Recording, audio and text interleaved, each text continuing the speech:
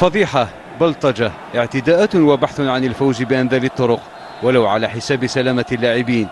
هي مشاهد طغت على مباراة نادي الأهلي المصري الذي نزل ضيفا غير مرحب به على نادي الجيش المغربي في مباراة خرقت فيها الأعراف، فلا كرم الضيافة كان ولا احترام قواعد اللعبة جسدت.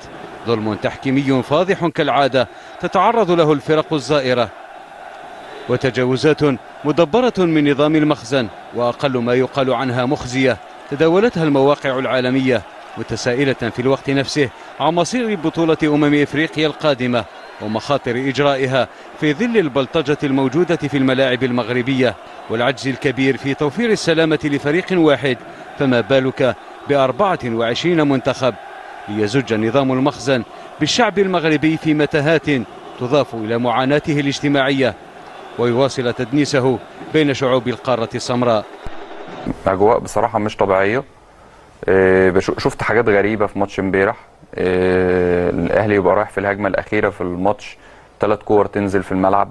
شفت إن لعيبة الأهلي تيجي تلعب الأوت، الكورة ما تجيلهمش، يعني اللعيبة تفضل اللي بره البدلاء يجروا عشان يجيبوا الكورة. شفت آلة حادة موجودة في الملعب، سكينة معجون. شفت حاجات بصراحة ما كانتش ينفع، يعني مش ده اللي احنا متعودينه. أكثر من 5 لاعبين من الفريق المصري تعرضوا لإصابات بعد رميهم بمقذوفات إحداها سكين حاد. حاول لاعبو النادي المغربي إخفاءه بكل الطرق لطمس آثار الجريمة وأدواتها.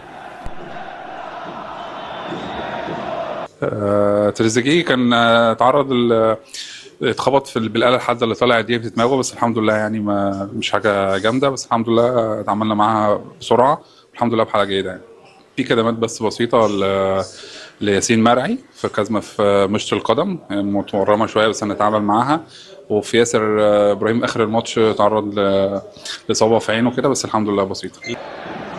فضيحة مباراة الجولة الثانية من دور المجموعات لرابطة أبطال إفريقيا تمثل تهديدا مباشرا على حياة اللاعبين وفشلا ذريعا في التنظيم وتوفير بيئة رياضية محترمة من قبل سلطات النظام المغربي، وهو ما يعيد التساؤل بل ويدق جرس الإنذار داخل أروقة الاتحاد الإفريقي لكرة القدم، خاصة مع التخوف الذي أبانت عنه بعض الاتحادات القارية من غياب الأمن داخل الملاعب وخارجها، بما أن الموعد القاري أكثر أهمية والمباريات فيها أقوى، وأي خلل يعني الكارثة.